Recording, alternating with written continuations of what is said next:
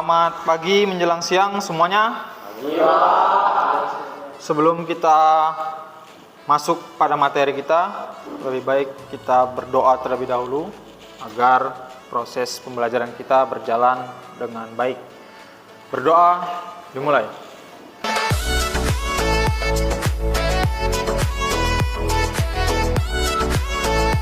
Berdoa selesai. Baik, saya absen terlebih dahulu. Yang saya panggil tolong angkat tangannya. Pak Rija, Paujan, Geopani. Pelajarannya siswa dapat menerapkan teknik pengelasan plat pada plat sambungan posisi sudut. Ya. Nah, yang kedua yaitu siswa mampu melakukan. Ya, siswa mampu melakukan. Di sini kita akan melakukan praktek pengelasan, yaitu posisi 2. Beberapa jenis hasil pengelasan. Jadi yang pertama yaitu hasilnya bagus, oke, ya. Jadi di sini kenapa dia bagus? Secara fisik kita nampak melihat hasilnya, ya. Secara dari gerakannya harus stabil, tidak cepat, pelan, cepat, pelan. Nah, tidak boleh seperti itu. Kalau stabil, kalau santai ya santai saja, ya. Yang kedua yaitu ini cepat. Nah, kalau cepat seperti ini jadinya. Nah, kayak cacing, udah gitu tidak beraturan, ya. Pada umumnya tentu harus ada K3, ya, K3. Jadi apapun pekerjaannya kita harus menggunakan ataupun menerapkan K3, keselamatan kerja. Sebanyak apapun uang kalian, kalau kalian sakit pasti kalian tidak akan bisa menikmatinya. Kedua yaitu periksa sambungan K11. Nah, ini sebelum kita mengelas ya tentu kita harus periksa dulu, ya. Mesin lasnya bagaimana, ya. Lingkungannya bagaimana. Nah, yaitu yang ketiga yaitu pakaian kerja yang aman. Nah, tentu disinilah K3-nya. Pakai apron, sarung tangan, helm, dan sepatu, ya. Oke, lanjut. Nah, di sini ada teknik pengelasan 2F. Nah, jadi kita langsung ke benda kerjanya. Nah, jadi nanti kita mengelas posisinya seperti ini. Dia kita bikin seperti huruf T, ya. Jadi nanti kita mengelas 2 layar, 2 kali timpa, ya. Jadi yang pertama itu kita mengelas dari ujung sampai ujung itu secara penuh. Itu gerakannya boleh lurus, boleh digerakkan zigzag ataupun, nah ini gerakannya. Kita boleh bergerak zigzag, boleh melingkar, dan boleh segitiga. Nah, itu masing-masing individu yang merasa lebih nyaman. Ini ada KPD, saya bagi KPD, dikerjakan secara berkelompok.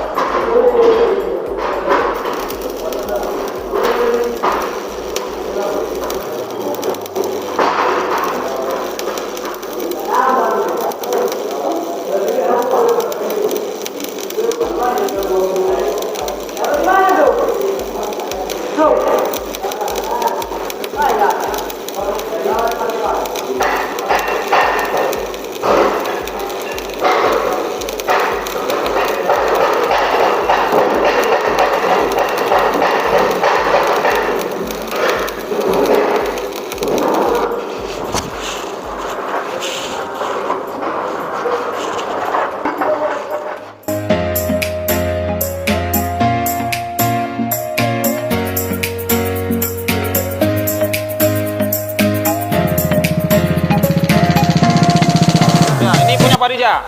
Oke. Jadi punya Pak Rija secara kasat mata bisa kalian lihat ya. Hasil lasannya bagus, rata, ya kan? Ini evaluasi ya. Lihat seperti ini. Ah, kalau seperti ini masuk ke kelompok yang mana ini sebenarnya? Ini? Cepat ya. Nah, jadi ada yang bolong, ada yang nggak kena, ya kan? Nah, jadi sudah saya katakan tadi, gerakannya lambat saja, akan tetapi lambatnya itu stabil, lambat stabil.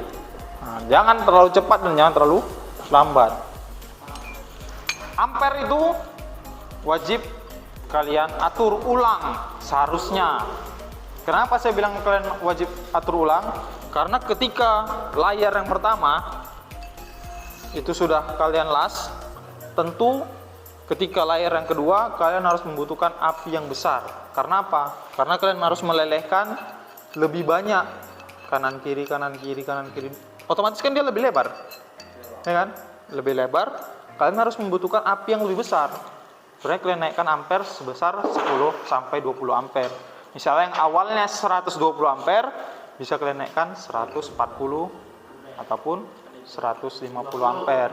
Nah, jadi untuk aturan fisiknya atau aturan umumnya sebenarnya kawat las 3,2 seharusnya 120 ampere maksimal. Itu aturan di buku, tapi nyatanya kalau untuk di lokasi lapangan itu tidak sejalan dengan teori. Karena apa? Mungkin mesin kita udah tua, elektroniknya udah melemah.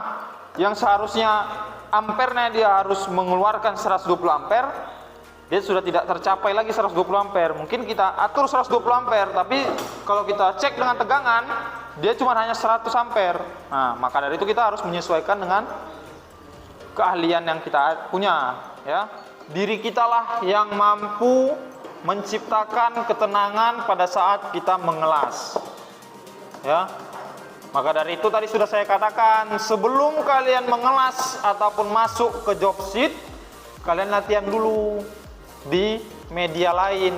Nah, jadi ketika kalian mulai mengelas, kalian sudah posisi tenang, santai. Karena kalau mengelas dengan buru-buru, maka hasilnya tidak akan maksimal. Ya. Nah, jadi untuk hasil pengelasan 50% itu bisa dikatakan lulus dan 50% lagi mengulang, ya. Karena sudah saya katakan tadi, ketika kalian sering megang mesin las ataupun sering mengelas, maka semakin mahirlah kalian dalam mengelas, ya. Tapi jangan salah sangka dulu, jangan beranggapan kalian sering mengelas, tapi kalau nggak ada tata cara dan tekniknya dengan bagus, nol, ya. Yang ada kalian hanya capek dan putus asa. Karena apa? Gagal terus. Tapi kalau kalian dibarengi dengan ilmu, dibarengi dengan teknik, insya Allah hasilnya juga akan bagus. Nah, jadi tadi beberapa orang tadi ada juga yang mengatur posisinya bukan pada posisi 2F. Nah, itu saya biarkan dan hasilnya juga bukan yang bagus, malah sama aja, bisa dibilang sama aja. Nah, jadi tergantung kita mau posisi 1, 2, 3 dan 4. Kalau kita sudah mengetahui ataupun sudah mahir dalam posisi mengelas, mudah-mudahan semua posisi bisa kita ikuti dengan baik, ya. Meskipun posisi di atas kepala yang dibilang orang itu sangat sulit, mudah-mudahan kalau kalian sudah mahir dalam posisi di bawah tangan, di atas kepala, pasti akan bisa kalian ikuti dengan baik juga. Karena kalian sudah tahu mana itu yang namanya api, mana yang itu yang namanya trak las. Ketika kita mengelas itu, oh ini jadi tarik las nih, kita putar ke sana kemari, kita ayun-ayun. Nah, satu hal penting ketika mengelas, tidak boleh ujung elektroda dengan benda kerja itu menempel, itu wajib ada spasi jarak, baik itu 0,3 ataupun 0,2 mm. Ya, jadi bisa kalian apa ya? Kalian atur sendiri ketika hidup. Oh, kalau aku tempel seperti ini. Oh, kalau ku kasih jarak sekian kayak gini. Oh, kalau ku kasih renggang jadi teh ayam. Nah, itu bisa kalian latih sendiri. Karena itulah yang menciptakan api dengan terak las. Baik. Sampai di sini ada yang ingin bertanya? Cukupkan proses pembelajaran kita pada siang hari ini. Assalamualaikum warahmatullahi wabarakatuh. Waalaikumsalam warahmatullahi